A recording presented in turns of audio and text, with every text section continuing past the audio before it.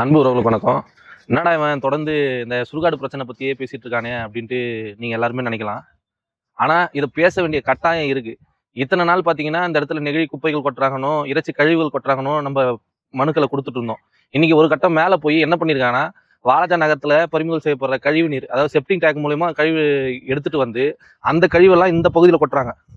கரிக்கல் சுடுகாடு இந்த பகுதியில இன்னைக்கு கழிவுகளை தந்து கொட்டுற இடமா இந்த இடம் மாறி போயிருக்கு.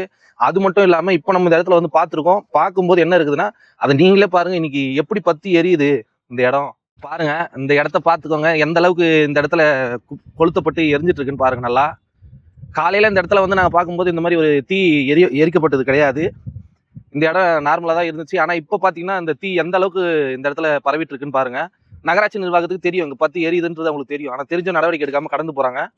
நல்லா பாருங்க, இப்படி ஒரு நிலை நமக்கு தேவையா? இப்படி ஒரு பிரச்சனைக்கு தான் நம்ம தொடர்ந்து குரல் கொடுத்துட்டு இருக்கோம், தொடர்ந்து போராடிட்டு இருக்கோம் நாம் தமிழர் கட்சி சார்பா.